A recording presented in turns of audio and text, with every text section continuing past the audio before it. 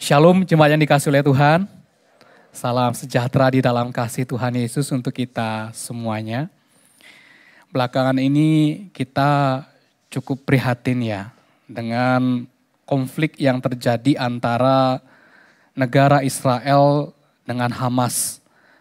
Atau sekarang boleh dikatakan dengan Palestina begitu.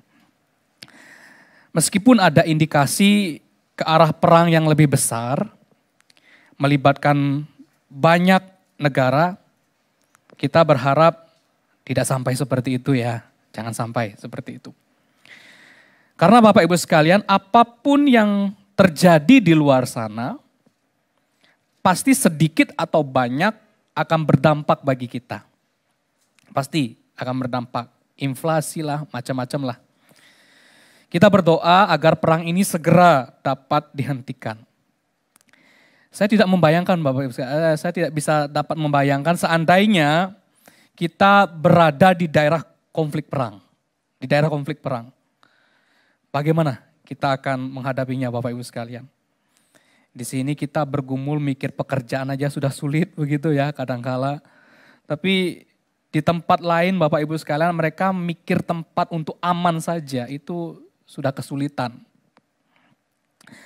Ada banyak korban dari warga sipil, anak-anak juga ada korban, wanita juga ada, warga sipil biasa. Perang itu pasti akan selalu membawa penderitaan, sekalipun untuk pihak yang menang. Nyawa tidak bisa dikembalikan lagi kalau sudah hilang. Harta benda, bangunan, infrastruktur, belum lagi trauma, belum lagi korban selamat yang cacat permanen, sumber daya yang terkuras habis, krisis ekonomi dan sebagainya. Perang itu pasti akan menimbulkan kerugian yang besar untuk kedua belah pihak. Kita berharap dimanapun Bapak Ibu sekalian, mau di Ukraina, mau di Palestina sekarang ini ya bisa segera terselesaikan. Memang tidak semua bangsa itu berperang kontak senjata. Tidak Bapak Ibu sekalian, kita juga berharap tidak terjadi perang dunia ketiga begitu, jangan sampai. Namun sebetulnya Bapak Ibu sekalian ada satu perang yang sudah terjadi sebetulnya di dunia ini. Sudah terjadi. Tahu Bapak Ibu sekalian namanya perang dagang. Perang dagang. Jikalau dulu orang hanya tahu perang dengan menggunakan senjata fisik begitu ya. Yang dapat menghancurkan atau membunuh tentara lawannya. Sekarang perangnya berbeda Bapak Ibu sekalian. Apa perang dagang itu Bapak Ibu sekalian? Sederhananya begini.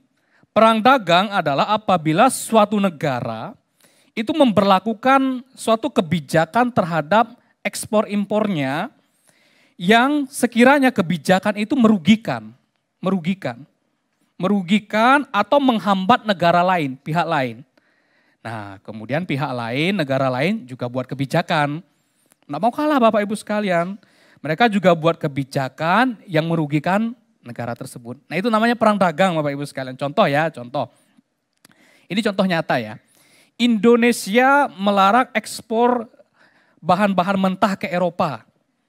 Karena dianggap selama ini kalau kita mengekspor barang-barang mentah saja, kita rugi sekian triliun katanya. Daripada kita rugi terus begitu ya, negara tidak maju-maju, ya sudah kita buat kebijakan, ini pemerintah ya, kita buat kebijakan, lebih baik kita olah dulu bahan mentahnya, begitu ya. Jadi produk yang bernilai ekonomis yang lebih tinggi, baru kita ekspor begitu. Nah atas kebijakan Indonesia ini Bapak Ibu sekalian, maka Uni Eropa atau negara-negara Eropa atau WTO begitu ya, juga membalas akhirnya Bapak Ibu sekalian. Kalau begitu ya kami akan larang produk-produk dari Indonesia dijual ke negara kami. Nah begitu Bapak Ibu sekalian, semuanya punya kepentingannya masing-masing. Oke, kita tidak usah jauh-jauh ya Bapak Ibu sekalian, lihat perang dagang antar negara, persaingan antar negara di dunia ini. Dalam perilaku kita saja Bapak Ibu sekalian, perilaku masyarakat kita sendiri. Ada banyak persaingan. Yang kalau seorang pengusaha Bapak Ibu sekalian ya, atau pedagang tidak siap, bisa mengalami kerugian atau kebangkrutan. Coba Bapak Ibu ya yang berdagang saya tanya nih. Jikalau tidak ikut pasar online begitu ya. Entah itu tidak ikut menggunakan medsos, promosi dan lain sebagainya lah begitu ya. Apalagi Bapak Ibu sekalian tokonya itu persaingannya ketat begitu ya. Apakah bisa bersaing dengan pedagang di toko-toko online? Sekarang ini. Di live streaming Bapak Ibu sekalian yang katanya mereka per bulan bisa miliaran Bapak Ibu sekalian. Bayangkan miliaran mereka bisa dapat Bapak Ibu sekalian ya. Bisa miliaran. Tapi meskipun sekarang sudah ada kebijakan ya, kalau Bapak Ibu sekalian ya ada kebijakan pemerintah. Saya ingat Bapak Ibu sekalian rasanya pertama kali beli barang di toko online ya. Saya ingat waktu itu mungkin pas zaman-zaman di seminari ya, saya coba beli online Bapak Ibu sekalian. Saya coba membeli, barangnya datang Bapak Ibu sekalian. Dan kurang puas Bapak Ibu sekalian, kurang puas. Kok udah sesuai ya gitu ya, ekspektasinya bagaimana, terus hasilnya bagaimana. Sampai berpikir begini Bapak, nggak usah dah online-onlinean gitu ya. Nggak usah belanja-belanja online-onlinean. Takut apa nanti barangnya nggak sesuai. Lebih baik kan datang ke tokonya, lihat barangnya langsung begitu ya. Cek begitu kalau sesuai ya kita beli. Dulu pemikiran saya sempat seperti itu Bapak Ibu sekalian. Namun akhirnya karena suatu hal Bapak Ibu sekalian, akhirnya saya coba lagi begitu ya. Coba lagi beli barang secara online, belanja online begitu. Sekarang barangnya bagus, sesuai. Berkali-kali belanja di toko online, sesuai kok barangnya begitu ya. Ada deskripsinya juga sesuai. Kebanyakan orang sekarang sudah mulai percaya. Meskipun tidak melihat langsung barangnya seperti apa, hanya lewat foto saja begitu, kemudian lihat pengalaman teman begitu ya, kamu pernah beli di sini ya, gimana hasilnya? Oh bagus kok, kita percaya. Akhirnya apa? Kepercayaan masyarakat mulai dibangun Bapak Ibu sekalian, akhirnya kebanyakan orang saat ini lebih memilih, mungkin saya dan Bapak Ibu sekalian juga termasuk, lebih memilih belanja online dibandingkan datang ke toko-toko yang ada. Bapak Ibu sekalian, di sini kita melihat perilaku masyarakat atau kita Bapak Ibu sekalian itu sudah diarahkan kepada kepercayaan yang baik, yang lebih baik. Mengapa bisa percaya? Karena sudah terbukti kan, semakin baik begitu ya. Nah, fenomena ini Bapak Ibu sekalian, fenomena customer kita sebagai calon pembeli online itu, kita yang mulai belanja online, itu sebenarnya mirip dengan kehidupan iman kita sebagai orang Kristen. Ada yang mengatakan begini, orang Kristen adalah orang yang hidup karena iman, bukan karena melihat. Namun Bapak Ibu sekalian, realitanya Bapak Ibu sekalian, realita kehidupan beragama kita seringkali tidak demikian. Banyak orang ingin melihat bukti dulu, terlebih dahulu baru percaya, baru komitmen untuk melakukan sesuatu untuk Tuhan. Tuhan, apa dulu yang Engkau bisa lakukan untuk saya? Buktinya apa dulu Tuhan? Nanti saya mau ikut Engkau. Ini sama halnya dengan tadi perilaku masyarakat awal kan, belanja online ini Bapak Ibu sekalian. Ingin melihat barangnya dulu, terlebih dahulu, atau dari pengalaman orang lain, buktinya dulu, kamu belinya bagaimana, baru kemudian kita bisa percaya dan berani membeli di toko online. Itulah kecenderungan hati kita sebagai manusia. Oke, saya ikut Tuhan, tapi buktikan dulu Tuhan kuasamu. Ubah kehidupan perekonomian saya. Ubah dulu kehidupan perekonomian keluarga saya atau bisnis saya supaya sukses dulu, nanti saya ikut Engkau. Kalau sudah ada buktinya Tuhan, Engkau buat saya sukses, baru saya percaya ikut Engkau. Datang ke gereja misalnya. Kalau anak muda misalnya ya anak muda. Oke, saya mau ibadah Tuhan. Saya mau ikut persekutuan, saya mau percaya Tuhan, mau ikut Tuhan, tapi Tuhan saya lagi bergumuli, lagi deketin cewek nih Tuhan. Kalau Tuhan nyatakan kuasamu, cewek itu jadian sama saya begitu, nah saya mau percaya deh Tuhan, saya mau ikut Tuhan. Ya, saya ikut Tuhan, tapi buktikan dulu Tuhan. Nah, kita harus akui Bapak Ibu sekalian bahwa perilaku iman kita itu seringkali baru bisa atau mau percaya kalau melihat apa? Ada buktinya dulu. Ada buktinya dulu. Bapak Ibu sekalian, hari ini kita akan melihat bagaimana iman yang sebetulnya Allah kehendaki dalam hidup kita. Melalui karya Tuhan Yesus kepada seorang pegawai istana. Anaknya sedang sakit. hampir mati. Iman yang sejati yang menuntut kita untuk percaya sekalipun belum melihat. Sekalipun belum melihat. Coba kita lihat ya di dalam Injil Yohanes pasal 4 ayat 46 sampai dengan 54 kita akan membacanya silih berganti. Judulnya Yesus menyembuhkan anak pegawai istana. Kita akan membacanya silih berganti. Saya baca ayat 46. Bapak Ibu sekalian jemaat membaca ayat 47. Dan ayat terakhir kita akan membacanya bersama-sama. Maka Yesus kembali lagi ke Kana di Galilea, di mana ia membuat air menjadi anggur. Dan di Kapernaum ada seorang pegawai istana, anaknya sedang sakit. Ketika ia mendengar bahwa Yesus telah datang dari Yudea ke Galilea, pergilah ia kepadanya lalu meminta supaya ia datang dan menyembuhkan anaknya, sebab anaknya itu hampir mati. Maka kata Yesus kepadanya, jika kamu tidak melihat tanda dan mujizat, kamu tidak percaya.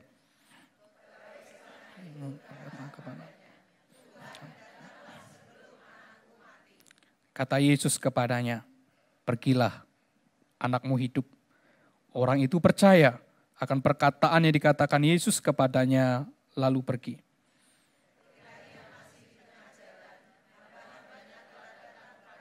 Dengan kabar bahwa anaknya hidup. Ia bertanya kepada mereka, pukul berapa anak itu mulai sembuh? Jawab mereka, kemarin siang pukul 1 demamnya hilang. Maka teringatlah ayat itu, bahwa pada saat itulah Yesus berkata kepadanya, anakmu hidup. Lalu ia pun percaya, ia dan seluruh keluarganya bersama-sama. Dan itulah tanda kedua yang dibuat Yesus ketika ia pulang dari Yudea ke Galilea. Bapak Ibu sekalian, peristiwa ini sangat menarik sekali.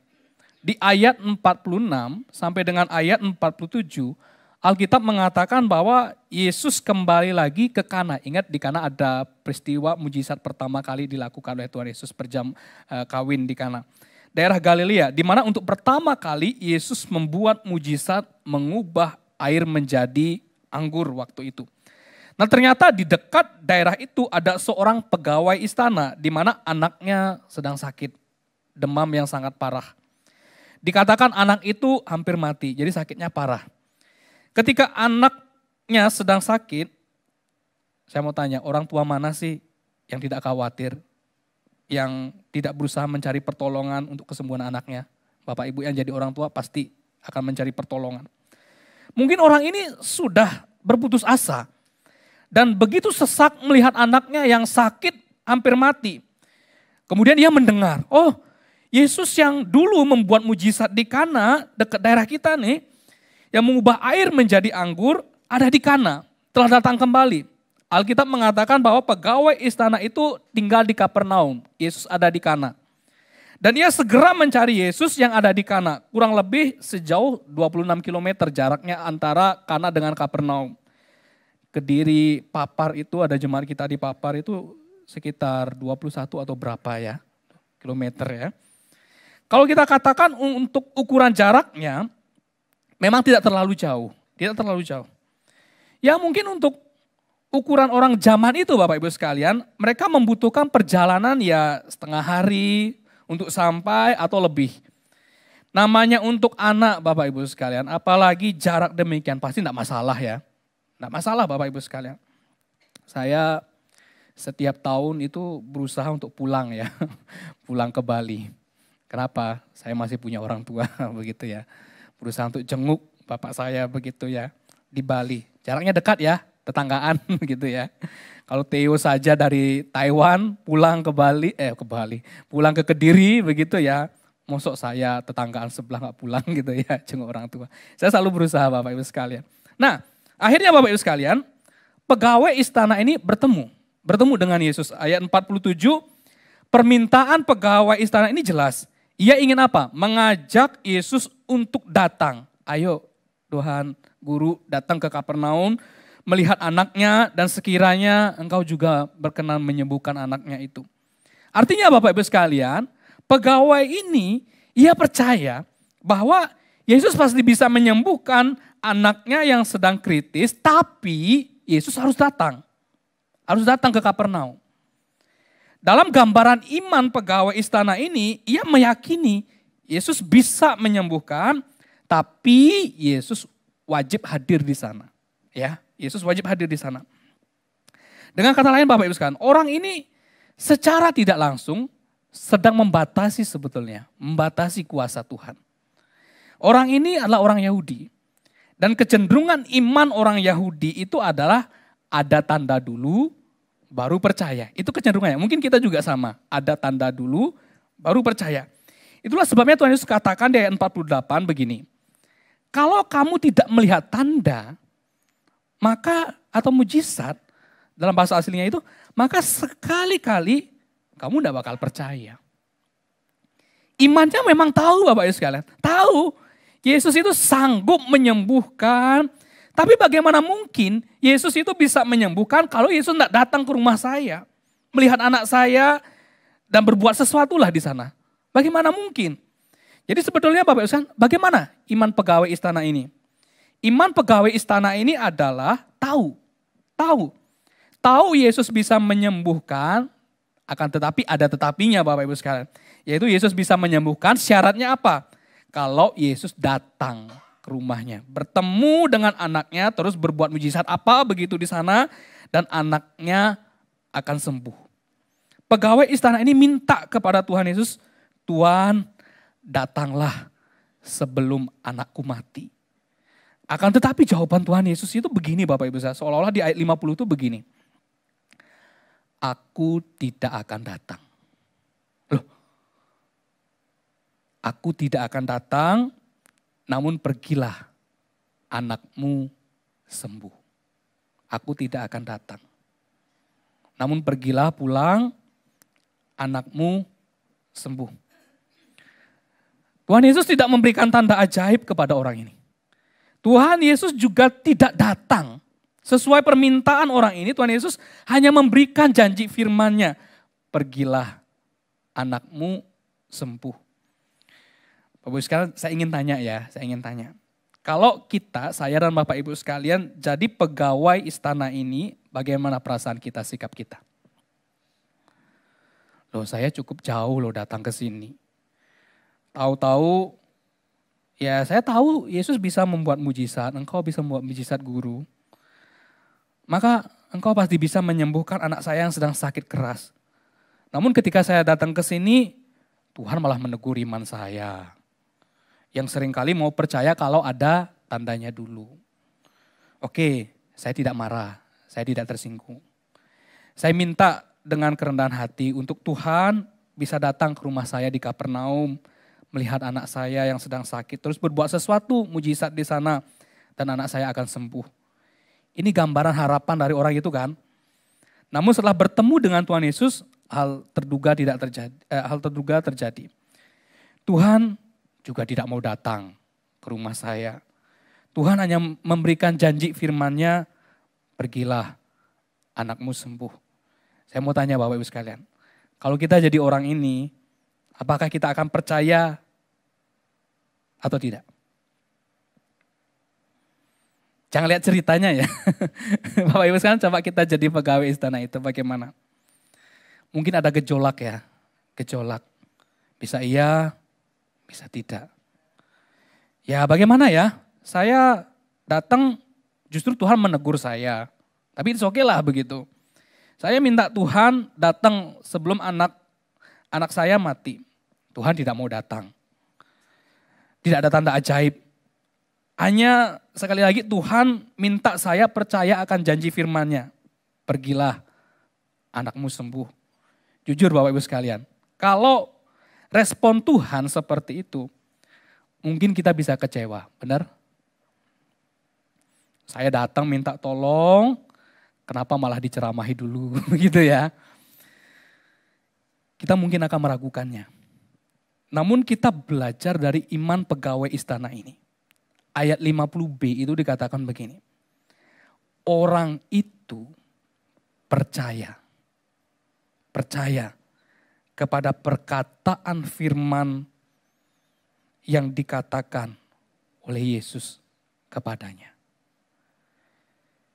Ini sangat berbanding terbalik Bapak Ibu sekalian dengan kecenderungan orang-orang Yahudi atau kita yang ada tanda dulu, ada buktinya dulu, baru kita percaya. Bapak Ibu sekalian bicara soal iman, artinya seringkali kita berbicara hal-hal yang melampaui memang.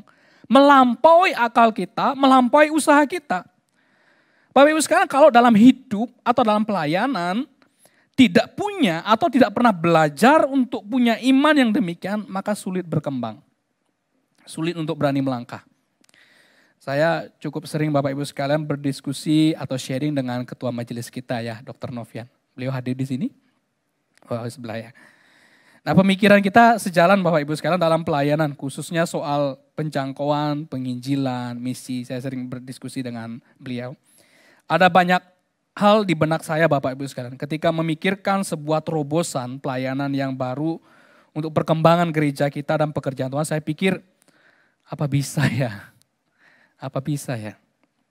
Pada satu titik saya dengan Dr. Novian seringkali hanya bisa berkata, nanti boleh ditanya Dr. Novian ya. Ya sudah, kita jalani aja begitu. Sudah kita jalani aja. Pegang janji Tuhan saja. Urusan hasil atau apa, ya serahkan kepada Tuhan. Nanti boleh tanya Dr. Novian ya. Nah beberapa hal coba kita sharingkan di majelis dan di hamba Tuhan. Beberapa hal coba kita lakukan mulai dari hal-hal kecil sampai hal-hal yang memikirkan, melibatkan orang banyak, membentuk komunitas. Saya pribadi benar-benar belajar untuk percaya dan bergantung kepada Tuhan. Saya ini orangnya rasional Bapak Ibu sekalian. Orangnya perhitungan Bapak Ibu sekalian. Namun saya mengakui Tuhan saya terbatas. Mungkin atau tidak mungkin, bisa atau tidak bisa. Ya, itu bukan urusan saya. Yang penting saya doa, saya kerjakan bagian saya dengan baik. Sudah, itu saja. Saya bersyukur Bapak Ibu sekalian melihat pekerjaan Tuhan di gereja kita. Khususnya dalam hal penjangkauan, penginjilan, dan misi di gereja kita. Meskipun tidak sempurna Bapak Ibu, masih ada banyak PR di sana sini. Tapi penyertaan Tuhan itu luar biasa. Saat kita menerima banyak kritikan, masukan-masukan yang pesimis, semangat kita kan kadang bisa down ya. Bisa down Bapak Ibu sekalian. Tahu-tahu Bapak Ibu sekalian, Tuhan kirimkan jiwa-jiwa baru, orang-orang baru. Tahu-tahu Bapak Ibu sekalian, ada jemaat yang begitu punya hati mau ajak saudaranya, ajak temannya untuk datang. Untuk bawa orang-orang baru. Oh itu luar biasa sekali Bapak Ibu sekalian. Memang kalau kita melihat cara Tuhan bekerja dengan keinginan kita, itu seringkali tidak sama. Tidak sama. Kita ingin apa Bapak Ibu sekalian? Semuanya berjalan dengan baik-baik kan? Kita ingin semuanya berjalan dengan baik-baik. Kita ingin kalau ada masalah, segera teratasi. Itu kita Bapak Ibu sekalian. Tapi Tuhan kehendak Tuhan lain. Kamu masih harus melalui badai ini. Loh kenapa Tuhan? Kenapa? Aku masih ingin membentuk imanmu untuk belajar, percaya, dan bergantung kepadaku kata Tuhan. Di saat ujian itu datang Bapak Ibu sekalian, seringkali Tuhan bukan segera memberikan pertolongannya, bukan. Sekalipun ia sanggup untuk melakukannya. Namun Tuhan lebih dahulu membentuk diri kita agar belajar percaya dan bergantung kepada Tuhan. Coba kita baca kalimat ini ya Bapak Ibu sekalian. Kita baca bersama-sama, 1, 2, 3. Di saat ujian itu datang, seringkali Tuhan bukan segera memberikan pertolongannya, sekalipun ia sanggup melakukannya. Namun Tuhan lebih dulu membentuk diri kita agar belajar percaya dan bergantung kepada Allah. Tuhan sanggup menolong kita? Sanggup, saya percaya Bapak Ibu sekalian. Mujizat saja bisa dia lakukan. Tapi seringkali Tuhan tidak melakukan itu, belum melakukan itu. Kenapa? Karena mau mengajarkan kita dulu, belajar dulu bergantung, percaya kepada Tuhan. Nah Bapak Ibu sekalian, pada waktu pegawai istana ini melihat bagaimana respon Tuhan Yesus terhadap keluh kesahnya, Tuhan hanya berkata, percaya pada janji firman-Nya, pergilah anakmu sembuh. Orang ini belajar untuk percaya akan firman Tuhan. Dikatakan ayat 51 ketika ia masih di tengah jalan, hamba-hambanya kemudian datang, kan setelah itu pulang. Hamba-hambanya datang kepadanya dengan kabar bahwa apa? Anaknya hidup. Ketika sampai orang ini mungkin sedikit agak kaget. Apa jangan-jangan anaknya sembuh secara berangsur-angsur? Kan bisa saja kan, waktu perjalanan begitu ya setengah hari mungkin. Apakah mungkin berangsur-angsur tiba-tiba demamnya turun? Artinya kondisi tubuhnya semakin membaik. Ada prosesnya atau bagaimana? Nah kemudian ayat 52 dia bertanya begini. Dia bertanya kepada mereka pukul berapa anak itu mulai sembuh. Jawab mereka, jawab hamba-hambanya. Kemudian dikatakan kemarin siang pukul 1 demamnya hilang. Ayat 53, ingat orang ini. Maka teringatlah ayah itu bahwa pada saat itulah meskipun di Kana, pada saat itulah Yesus berkata kepadanya, anakmu hidup. Bapak Ibu ingat saya pernah jelaskan ya, bahwa mujizat itu adalah suatu peristiwa yang melampaui kemampuan kita.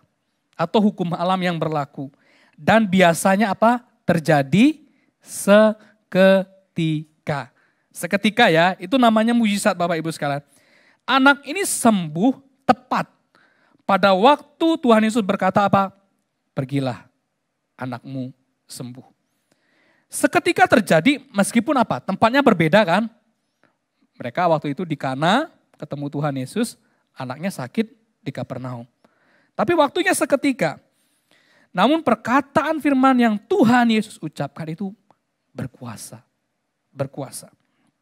Ayat 53 kemudian dikatakan begini. Pada akhirnya orang ini dikatakan apa? Benar-benar percaya. Imannya belajar Bapak Ibu sekalian. Imannya belajar. Benar-benar, tapi bukan hanya dia saja dikatakan percaya, tetapi apa? Seisi keluarganya. Seisi keluarganya dimenangkan. Dan itulah tanda kedua yang dibuat Yesus ketika ia pulang dari Yudea ke Galilea. Bapak Ibu sekalian, bagian ini sebetulnya mengajarkan kepada kita memiliki iman yang benar itu jauh lebih penting dari mujizat. Saya ulang lagi. Memiliki iman yang benar itu jauh lebih penting daripada mujizat. Tuhan dengan kuasanya bisa dengan mudah membuat sebuah tanda ajaib untuk kita. Bisa gampang. Namun ketika Tuhan mengubahkan hati kita ini loh Bapak Ibu sekalian, hidup kita ini, pemikiran kita ini, maka membutuhkan proses yang tidak mudah kadang-kadang. Sehingga akhirnya kita dapat belajar percaya kepada Allah. Bapak Ibu yang dikasih oleh Tuhan mengenai iman, saya punya sedikit tabel ya, yang sekiranya menolong kita melihat iman saya saat ini berada, saya pakai istilah level ya. Level di mana sebetulnya? Mari coba kita perhatikan ya tabel berikut ini. Saya buat tabelnya 3 Bapak Ibu sekalian ya, 3. Yang pertama Bapak Ibu sekalian, level iman orang percaya itu begini. Ada bukti dulu, baru percaya. Sebenarnya apa? Belum percaya sebetulnya Bapak Ibu, tunggu buktinya dulu, benar nggak? Ada mungkin orang yang seperti ini. Contohnya apa? Begini, kita sangat mudah untuk bersyukur kalau apa? Pekerjaan kita diberkati, betul ya? Nggak salah Bapak Ibu, pekerjaan kita diberkati. Berarti ada buktinya dulu ya. Oke, pekerjaan saya diberkati, saya mengucap syukur kepada Tuhan. Atau apapun lah, gampang ya. Ada buktinya loh, ada bukti yang baik loh. Ini level iman yang pertama Bapak Ibu sekalian. Umum. Kedua, tetap percaya sekalipun Tuhan sudah berjanji akan memberikan yang baik, namun belum terwujud. Mulai meningkat ya. Percaya untuk kebaikan Tuhan. Tapi belum nih, buktinya belum ada. Tapi saya percaya, saya tetap percaya. Belum ada buktinya, tapi saya tetap percaya. Contoh, kita telah memilih untuk percaya kepada janji Allah, karena kita yakin nih bahwa Allah pasti akan memberikan yang terbaik untuk kita. Bapak Ibu sekalian pernah begitu imannya? Ya. Seperti contohnya apa? Ya pegawai istana ini tadi. Kan belum ada buktinya kan? Tuhan hanya berkata apa? Pergilah, anakmu sembuh. Ya orang ini waktu itu ya belum ada HP ya. Coba kontak rumah begitu. Kalau sekarang kita begitu ya coba telepon rumah. Bener gak tadi ini Tuhan Yesus di Kana lagi ngomongin. Kan gak ada Bapak Ibu sekalian, gak bisa Bapak Ibu sekalian. Contohnya pegawai istana ini. Tapi ada satu level iman Bapak Ibu sekalian. Nah ini sulit. Dikatakan begini. Tetap percaya Tuhan itu baik. apapun yang terjadi. Entah itu baik atau buruk. Percaya dan menyerahkan semuanya ke dalam tangan kasih Tuhan dan taat untuk setiap keputusan Tuhan. Apapun itu. Contoh, kita telah mengambil keputusan untuk tetap percaya dan mengikut Tuhan di setiap musim kehidupan kita.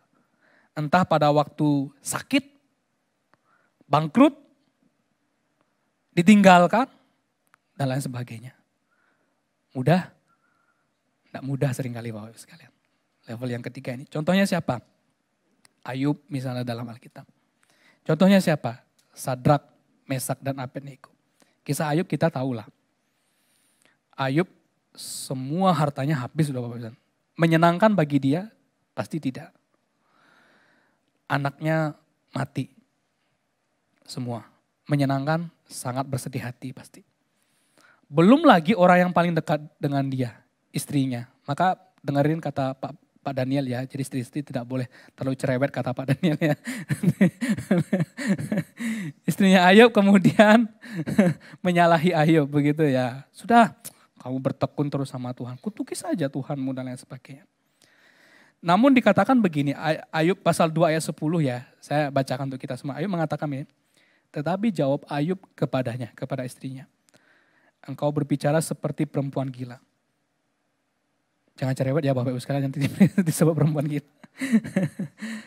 Apakah kita mau menerima yang baik dari Allah, tetapi tidak mau menerima yang buruk? Artinya Ayub, saya menerima ini, keputusan Tuhan. Dalam kesemuanya itu Ayub tidak berbuat dosa dengan bibirnya. Saya tunjukkan ini dan saya gemetar Bapak Ibu sekalian. Ini tidak mudah, tidak mudah. Di level iman seperti ini tidak mudah. Namun kita tahu pemeliharaan Tuhan sampai akhirnya hidup Ayub seperti apa kita tahu di akhir hidupnya. Kemudian Daniel Bapak Ibu sekalian, teman-temannya Daniel Bapak Ibu, Sadrak, Mesak, dan Abednego. Waktu itu Raja Nebukadnezar membuat patung. Mereka kan ada dalam pembuangan. Bukan umat yang menyembah Yahweh. Mereka ada di dalam pembuangan. Kemudian Raja Nebukadnezar membuat sebuah patung yang barang siapa yang tidak mau menyembah waktu dengar bunyi-bunyian akan dilemparkan ke dalam api. Nah mereka ini orang-orang Yahudi Bapak Ibu sekalian, Sadrak, Mesak, dan Abednego. Mereka ini orang yang takut akan Tuhan. Dan Raja mengatakan kalau tidak mau menyembah maka hukumannya jelas mati. Nah Bapak Ibu sekalian, akhirnya mereka disidang waktu itu. Dan mereka tetap tidak mau menyembah Sadrak, Mesak, dan Abednego. Dan perkataan mereka itu begini, di Daniel pasal 3 ayat 17-18 itu mereka mengatakan begini. Jika Allah yang kami puja sanggup melepaskan kami, maka ia akan melepaskan. Berarti mereka percaya enggak? Percaya. Tuhan bisa melepaskan kami dari perapian yang menyala-nyala ini. Dan dari dalam tanganmu ya Raja. Tetapi seandainya tidak, hendaklah Tuanku mengetahui ya Raja bahwa kami tidak akan memuja dewa Tuanku dan tidak akan menyembah patung emas yang Tuanku dirikan. Kisahnya bagaimana Bapak Ibu sekalian? Ya sudah dilempar mereka Bapak Ibu sekalian. Akhirnya dilempar ke dalam perapian yang menyala-nyala. Tapi Tuhan menyelamatkan mereka. Kira-kira Sadrak, Mesak, Abednego tahu nggak Bapak Ibu sekalian bakal diselamatkan? Seperti itu. Mereka hanya berserah kepada Tuhan. Mereka hanya percaya Tuhan engkau sanggup melakukan ini.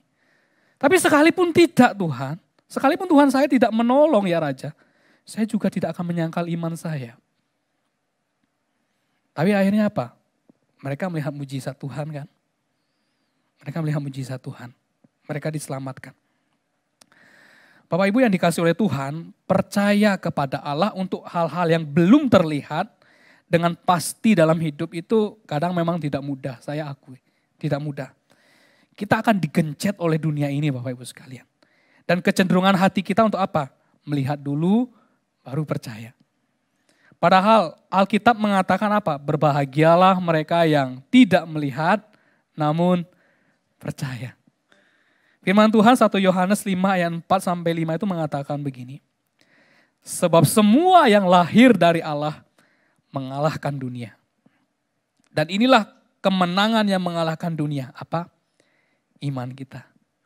Siapakah yang mengalahkan dunia selain daripada Dia, siapapun Dia, yang percaya, yang beriman bahwa Yesus adalah anak Allah. Jadi Alkitab jelas mengatakan bahwa yang mengalahkan dunia, iman kita Bapak Ibu sekalian. Mari Bapak Ibu sekalian, sekiranya kita memiliki iman kepada Allah, bahwa Allah itu tetap baik. Meskipun hal baik bisa terjadi, maupun hal buruk. Saya tidak akan ingkar dengan iman saya. Saya akan percaya dan mengikut Kristus, Tuhan dan Juru Selamat saya. Di dunia ini Bapak Ibu sekalian, apapun bisa terjadi, apapun bisa terjadi. Namun kerajaan sorga nanti itu adalah suatu kepastian. Saya memilih percaya dan ikut Tuhan Yesus apapun yang terjadi di dunia ini. Hingga saya menerima kesempurnaan, anugerah dan mahkota kehidupan, buah dari ketaatan iman saya selama di dunia ini. Tuhan Yesus memberkati kita sekalian. Mari kita berdoa.